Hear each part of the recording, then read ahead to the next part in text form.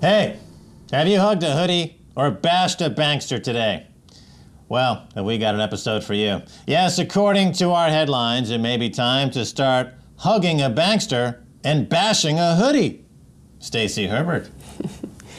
Yes, Max Keiser. Is it time to stop bashing bankers? Says the online headline of this paper, The Guardian. But in the print edition, it says, is it time to start loving bankers? Oh yeah, we love bankers long time. Well, I believe, Max, you went out with the artist taxi driver to ask him this question, because of course taxi drivers know what's going on in any city in the world. Here's what he had to say. Loving bankers need to be dragged out on the streets and bloody shafted. The bloody bankers, they're responsible for the food banks. This bloody shower of a government is out prostituting itself for the bloody bankers. Yep, the Vox Populi, the omniscient London taxi. It's absurd to think that the period of banker bashing has come to a close because we have not even begun to bash the bankers. We will fight them in the trenches. We will fight them. We're going to bash it. It haven't even started yet, Stacey Herbert. How dare they say time to stop them? It's absurd. Well, this is what most of the comments on the Guardian's website said along those lines.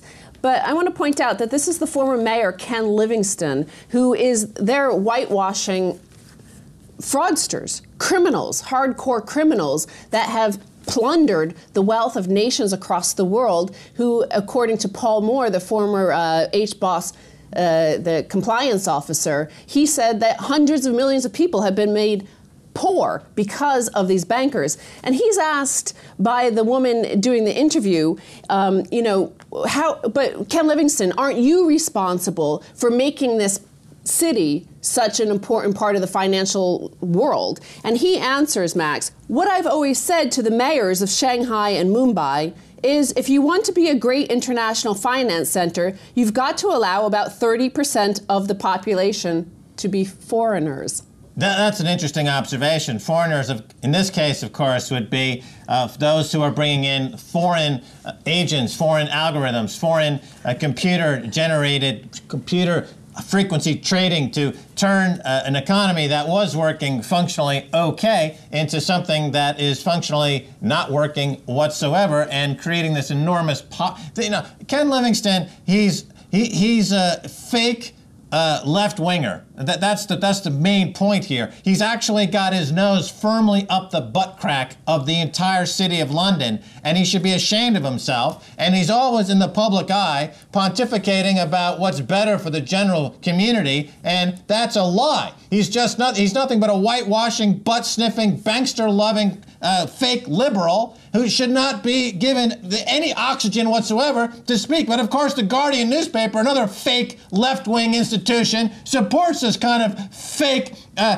debate when there's absolutely absurd. It's not an issue of right or left. It's an issue of a crime has been committed. Well, Malaya Jamba says, is it time to stop bashing bankers?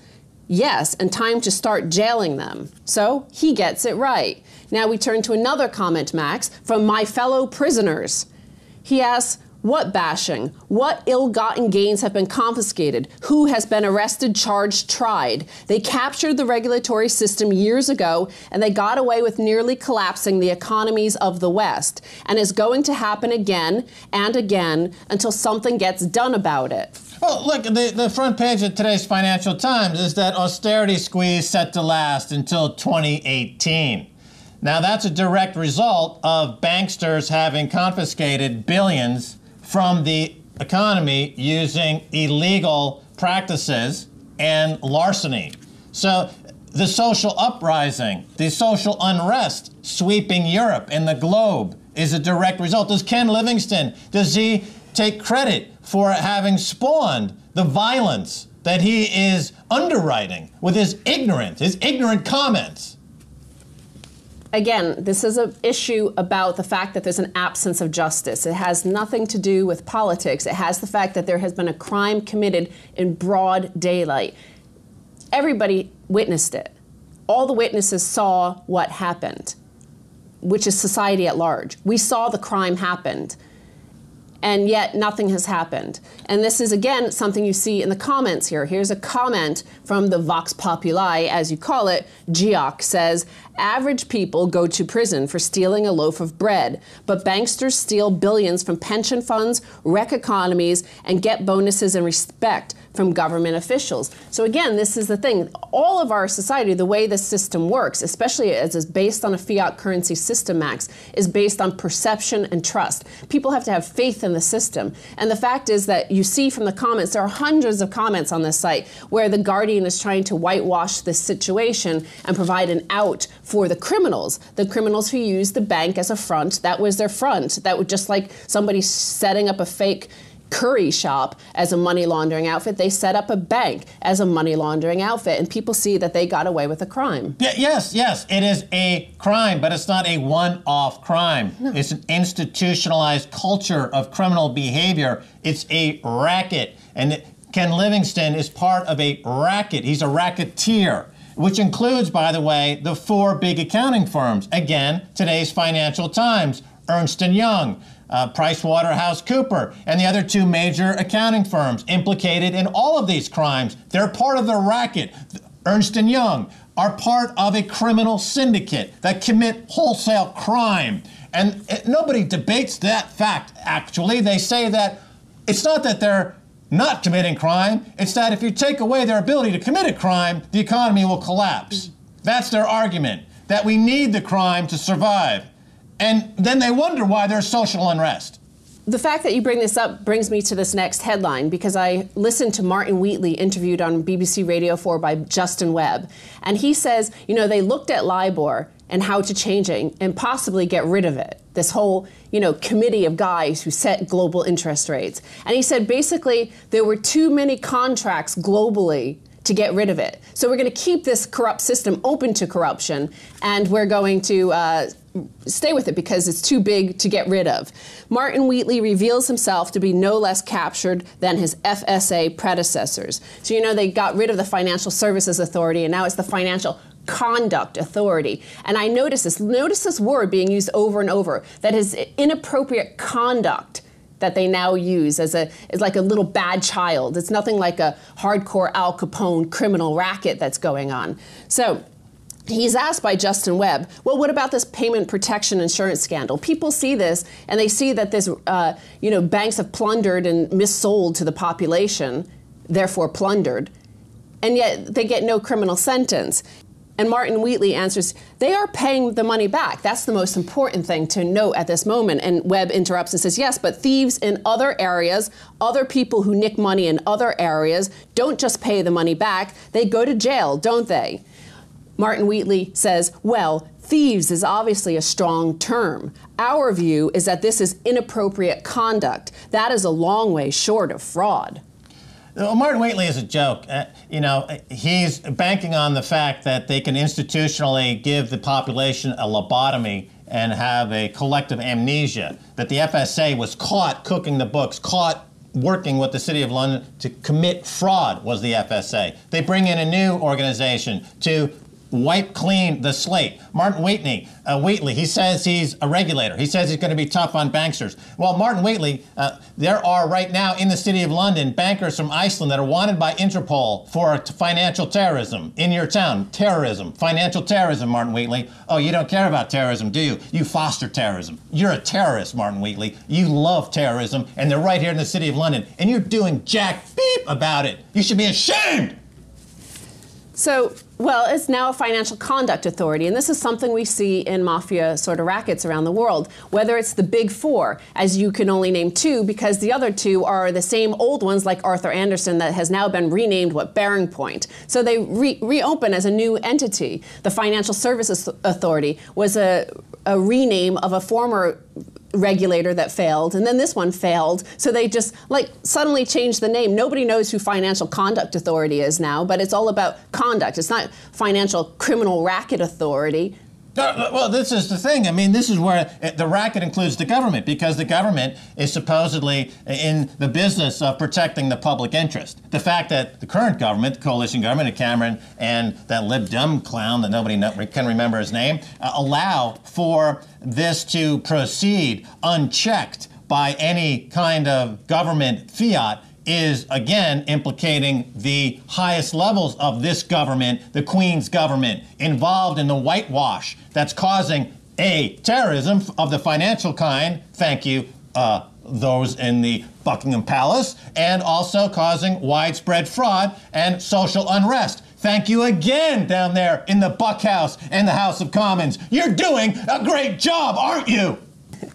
Now, you also brought up terrorism, Max, so we're going to go to one of the homes of terrorism around the world. Saudi newspaper says the body known held naked sorceress fly. What? Wait a minute. Read that again. Are my ears? What? What's that? What's that you say? What? This is the Google translation of an Al Arabiya headline. Al Arabiya, of course, being the Saudi royal family, owns this entity. Saudi newspaper says the body known held naked sorceress fly. But from Twitter, I've discovered that what they're saying is that the Saudi religious police have caught a naked flying witch. I did email, or I did tweet to Al Arabiya, and I asked them to please provide an English translation to this story because the English-speaking audience would like it. But I did think, you know, here we are in London, and we've been seeking interviews with J.P. Morgan's Jamie Dimon or Blythe Masters. Blythe Masters has been nowhere to be seen. If you ever see a witch flying past the background, however, I think it might be this, because we have called her a witch, of course, but they said naked. I think that could be another mistranslation, Max, because we do know she is naked short all sorts of commodities. That's how they rig the price of silver, gold, oil. So maybe she's there in Saudi Arabia trying to cover her naked oil shorts. Well, I saw the J.P. Morgan witch Blythe Masters flying by these very windows on her broomstick and heading to, presumably, Saudi Arabia to go manipulate those markets with her naked shorts. I don't think the Saudi religious police are into the whole is it time to start loving the banker, Saudi religious police? Mostly because she had a burqa on. And it's hard to fly a broomstick when you're wearing a burqa. But somehow the devil worshipping J.P. Morgan's Blythe Master able to fly her burqa and her broomstick into Saudi Arabia and naked short sell the oil markets and cause mayhem, on top of creating complete artificial price manipulation in the silver market, as she is famous for, and as the HSBC and JP Morgan lawsuits are probing into. But will there be any justice? No, there won't be any justice because she's part of the syndicate, Blythe, the JP Morgan witch, broomstick flying Saudi short-selling oil witch. All right, Stacey Herbert, thanks so much for being on the Keiser Report. Thank you, Max. Stay tuned for the second half. I've got the Birmingham looter. We're going to hug a hoodie.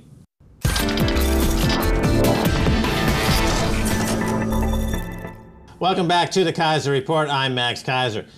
Time now to turn to Aston Walker, a.k.a. the Birmingham looter. Aston, welcome to the Keiser Report. Thanks for having me, Max. Aston Walker, tell us about how you came to be known as the Birmingham looter. Well, what happened, I was in my house listening to Radio 4 when all the riots had kicked off in the city centre. So being a filmmaker, I went into town with my film camera and my equipment, casually strolled into town at sort of 4:30 a.m. Got to the city centre about 5 o'clock. No one was there. It was very empty. All the sort of debris of rioting and so forth was strewn across the street. And I noticed that the H&M window had been kicked through. So with a certain delusional attitude and arrogance and greed and opportunism, I decided to walk in and help myself to £200 worth of clothing. You know, when this went down, I immediately thought that, wait a minute. All of this hatred spewed on these quote-unquote looters, but here you have the City of London is based entirely on looting. And you have David Cameron, who came out very heavily against the looters, including you, but he scratches the back and rubs the back and lionizes, including, Ken Livingston, who now wants to love the bankers. There seems to be an incredible disconnect in this society. How can you be considered to be somehow antisocial, and yet you're living in a society that lionizes looting. Where's the disconnect? Well, we're in the realms of cognitive dissonance here. And basically what you have is an elite, or, as you have mentioned many times, a kakistocracy, governance by evil people who don't care, to have no empathy. All they care about is enriching themselves and enriching their friends. And they don't care about the common people or the plebs, to use the euphemism of our elected officials. And they just don't really care. All they care about is money, making money, Mr. Osborne sniffing other people's farts, that sort of thing, you know, or sniffing other people's shreng-shrengs, the shreng-shrengarati. Let's not get into Osborne's personal peccadillos, as it were. But let's instead focus on this very important question. Were you offered a deferred prosecution agreement? I can actually confirm that the Right Honourable Melbourne Inman QC did not offer me a deferred prosecution. For some strange and bizarre reason, even though he knew that I was a filmmaker, an award-winning filmmaker at that to boot, he still didn't sort of scratch my back and say, you know, Aston, you know, you've done wrong, but hey, we'll defer it, you know. Maybe we can loot some more on behalf of the hypothecating banks of the City of London, but no such offer was made to me. Well, that's an interesting question. Let's say I'll replay history here. We offer you a deferred prosecution agreement, and what would your compliance plan look like? Well, I think my compliance plan would be, okay, look, clearly I have an aptitude for pilfering and petty pilfering, so that could be collateralized in the futures market to say, well, look, Aston can be dropped over in Iraq or Afghanistan, where he can petty pilfer some oil maybe, you know. I've got to up the stakes, Max, you know what I'm saying? And maybe if I was to offer that sort of service, that could defer my prison sentence maybe. So let's get this straight. If you were a private equity head like Mitt Romney, you could repackage the loot into an infinitely rehypothecated, collateralized, looted H&M clothes bond. How much money do you think you could rehypothecate on, let's say, 200 pounds worth of looted H&M clothes? That would be worth what on the rehypothecation market? I believe it'd be somewhere in the region of $224,000 billion. Yeah, well, exactly. In other words, you yourself, if you were able to simply continue to rehypothecate this looted H&M clothes, you could bail out Greece single-handedly. I believe so, yeah. And I believe there is a demand for this service. And, you know, I was listening to Radio 4 this morning where they were actually talking about how the City of London is the best place to do business. You know, the Wall Street bankers and global banking systems around the world are all coming to London because it's now a tax haven based on these principles as you sort of outlined, Max. So, yeah, I think I can deliver this service. All right, so there is social unrest around the country and around the world because the society is being ripped apart by the wealth and income gaps that are being stretched wide open because of the criminality in the City of London without equal opportunity for the entrepreneur looters like yourself. So you're being shut out from the big time and being forced to loot locally without access to global markets. Yes. And as a result, we have uprisings. We have a lot of problems. The community in Birmingham. What is the vibe on the street? When the government brings in a new regulator, like Martin Wheatley, who's going to wipe away the FSA and bring in some new conduct authority, clearly an example of whitewashing and manipulation. Are people aware of this on the street in Birmingham? Do they keep track of this kind of thing? Or is it just a day-to-day struggle to survive? What's the level of conscious awareness of what's going on with these looters in the City of London? To be honest, the analogy I like to use is The Matrix. Yeah, and there was that great scene where one of the people on board the ship, of Morpheus' ship, was sort of sitting down with Agent Smith, and he was sort of eating a meal. I think it was red wine and the roast beef. And the guy was saying, look, I know it's not real, you know, but I'm still going to continue eating the roast beef. And this is the all-pervading sort of mentality. It's not just Birmingham, but just around this, the country at large, is people don't really grasp quite exactly what's going on. You know, I mean, they hear about the LIBOR scandals and they hear about the various manipulations and so forth and criminality, but it's not really feeding through because of the bias in the mainstream media. The mainstream media do not want to talk about these things.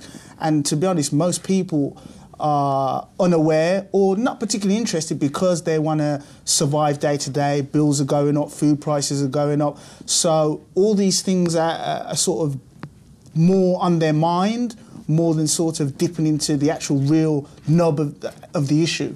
You mentioned the mainstream media. Of course, you were on BBC shortly after the riots, as they're called. And but the attitude toward you was they made no connection between the looting in the city and the looting that's going on in Birmingham or around the country. Mm-hmm. And they tend to put you into a box which was, well, here is a guy who is committing acts isolated from anything else that's happening in the community, anything that's happening in society.